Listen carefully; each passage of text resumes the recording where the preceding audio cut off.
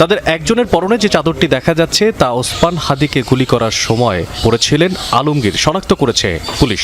চেষ্টার মিশনে শুটার ফয়সাল করিম মাসুদ, তার বান্ধবী মারিয়া এবং আলমগীর সহ 4 জন মিলিত হন এই কক্ষে এবং পরিকল্পনা করেন কিলিং মিশনের।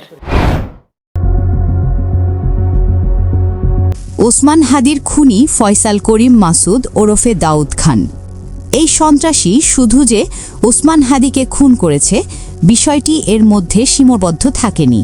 এই সন্ত্রাসী ওসমান হাদিকে শেষ করার আগের দিন যা ঘটিয়েছে তা শুনলে আপনি অবাক হতে বাধ্য হবেন। চলেন দেরি না করে ভিডিওটি শুরু করা যাক।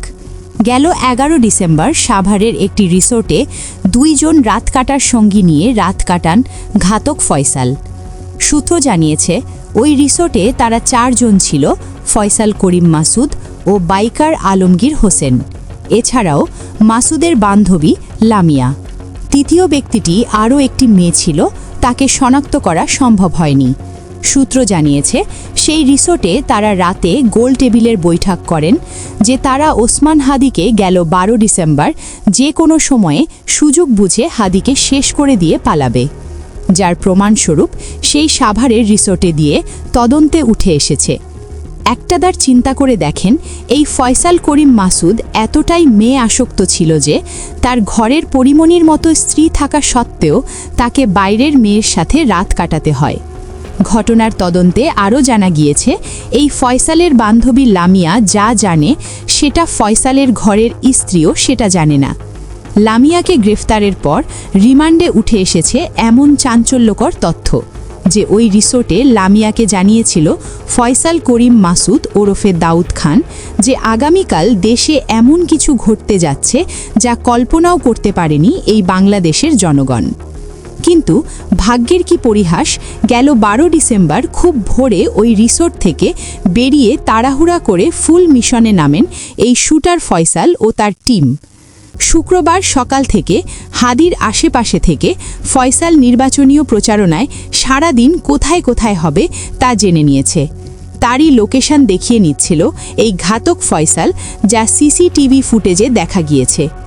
একটি সময় ঢাকার একটি মসজিদে জুম্মার নামাজের পর নির্বাচনীয় প্রচারণা শেষ করে যখন ওসমান হাদি এই ফয়সালকে বিদায় দিয়ে দুপুরের খাবার উদ্দেশ্যে হাদি বাসায় রওনা দিয়েছে, ঠিক বিদায় দেওয়ার 20 মিনিটের মাথায় একটি বাইক বিদ্যুতের গতিতে পিছনে থেকে এসে হাদির মাথা বরাবর গুলি দিয়ে শ্যুট করে সন্ত্রাসী পালিয়ে যায় দ্রুতগতিতে, যা দেখেছে এই বাংলাদেশের সাধারণ জনগণ বিভিন্ন সিসিটিভি ফুটেজে। এখন এখানে প্রশ্ন আসতে পারে, এই ওসমান হাদিকে গুলি করার পর ঘাতক এত দ্রুত পালিয়ে গেল কিভাবে? উত্তরে হলো, এই ঘাতক ফয়সাল ও তার টিমমেট আগে থেকেই পরিকল্পনা অনুযায়ী যার যেখানে অবস্থান নেওয়ার কথা ছিল সেখানে আগে থেকেই রেডি হয়েছিল। এই ফয়সাল করিম মাসুদ এতটাই ব্রিলিয়ান্ট ছিল যে সে আগে থেকে জানত যে এই ওসমান হাদিকে শেষ করার পর আইনশৃঙ্খলা বাহিনী তার পিছনে বিদ্যুতের গতিবেগে ছুটতে পারে, এমনটাই তো ভাবাটাই স্বাভাবিক। কিন্তু এই দেশের জনগণ তো আর জানে না যে এই মিশনের পিছনে বড় কালো ছায়া পিছন থেকে এই মাস্টার প্ল্যানের কাল কাঠি নাড়িয়ে দিয়ে আগে থেকেই সবকিছু বুকিং করেছিল এই ঘাতক ফয়সালের জন্য। একজন সাধারণ মানুষের পক্ষে কখনো এই বাংলাদেশ থেকে ভারত যাওয়া অসম্ভব।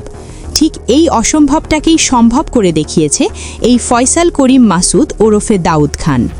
এখানে আইনশৃঙ্খলা বাহিনীর কোনো এক বড় লেভেলের চক্র জড়িত ছিল বলে গণমাধ্যম ধারণা করছেন। এই ওসমান হাদির আসামি তো পালিয়ে গেল ভারতে, কিন্তু এদিকে এই ওসমান হাদিকে শেষ করে আবারও লাখো হাদির জন্ম দিয়েছে এই বাংলাদেশ। এমন প্রশ্ন এবার ছুড়ে দিচ্ছে ওসমান হাদির ভক্তরা, যা জানা যায় লাখো সাধারণ মানুষের মন্তব্যে উঠে এসেছে। গত 50 বছরের ইতিহাসে বাংলার বুকে এমন জানা যায় এত মানুষ দেখা যায়নি বলে দেশের মানুষ মন্তব্য করেছেন। আমি মনে করি বাংলাদেশের এই 55 বছরের ইতিহাসের সবচেয়ে বড় জানাজার নামাজ হয়েছে আজকে। আসলে কোনোদিনও ভাবি নাই যে এত মানুষ হবে। বাংলাদেশের এটা একটা ইতিহাস। আমরা কখনো কল্পনা করতে পারি নাই যে হাদি ভাই এত অল্প সময়ের ভিতরে আমাদেরকে ছেড়ে চলে যাবে। যে তাকে খুন করছে তাকে ভারত থেকে এনে তাকে দৃষ্টান্ত শাস্তি দিতে হবে।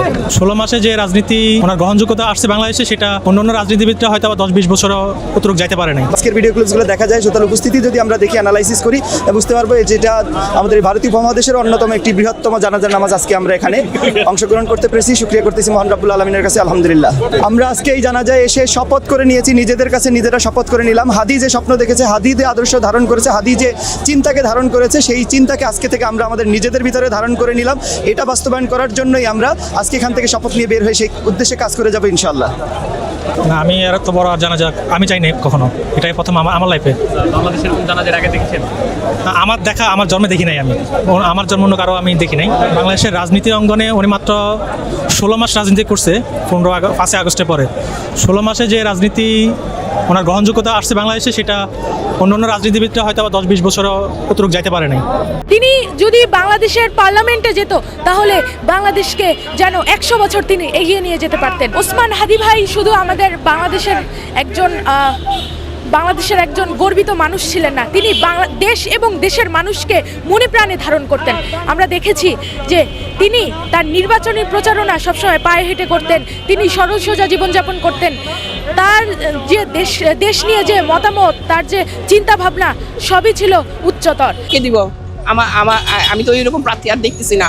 এমন একটা উজ্জ্বল জল জ্বালা একটা সূর্যের মতো এই প্রার্থী নাই আমার এলাকা। তো আমি আছে যারা আছে, আমি আর নাম বলবো না, এদের তো আমি ভোট দেওয়া উপযুক্ত মনে করি না। হাদি তো আমার এলাকা থেকে ভোটে দিয়েছে, ঢাকা 8 আসনের আমি ভোটার, আমার বাচ্চা শাহিন ভাইজা। তা আমি তো ভিডিওতে দেখি ওকে টাকা দেয় সবাই, 10 টাকা 20 টাকা পকেটে দেয়, আমার কেউ 50,000ও দিছে।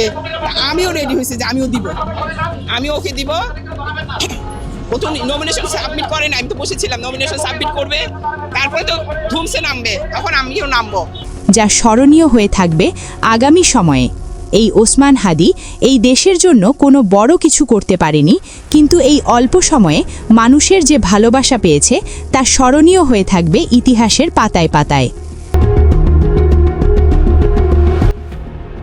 এই ঘাতক ফয়সাল করিম মাসুদ ওরফে দাউদ খান ওসমান হাদির মাথায় গুলি বর্ষণ করে প্রমাণ করে দিল যে এই বাংলাদেশের মানুষ এখনও ন্যায়ের পক্ষে কথা বলতে চায়। এই দেশের মানুষ ওসমান হাদিকে কতটা ভালোবাসে তা তো তার জানা যায় মানুষের ঢলেই তার বড় প্রমাণ। এই ওসমান হাদি একজন সাধারণ ব্যক্তি থেকে এখন দেশের মানুষের লাখো যুবকের আইডল। সাধারণ একজন সহজ সরল ব্যক্তি থেকে সে হয়ে গেল এই দেশের শহীদ শরীফুল ইসলাম ওরফে ওসমান হাদি, যা স্মরণীয় হয়ে থাকবে ইতিহাসের লুকানো কোনো এক বইয়ের পাতায়। এই ওসমান হাদির মৃত্যুর পর বিভিন্ন ধর্মের মানুষ কান্না করেছেন এই শহীদের জন্য। এমনভাবে অল্প সময়ে এই দেশের মানুষের মন জয় করে নিয়ে ফেলবে এই হাদি, সেটা হয়তোবা কেউ বুঝে উঠতে পারেনি। এই দেশের মানুষকে ইনসাফের পথ দেখার চেষ্টা করেছিল সে, হলো এই ওসমান হাদি। এই ওসমান হাদির জন্য লাখো মানুষের ভালোবাসা ও শ্রদ্ধা জানিয়ে আজকের ভিডিও এখানেই শেষ করছি।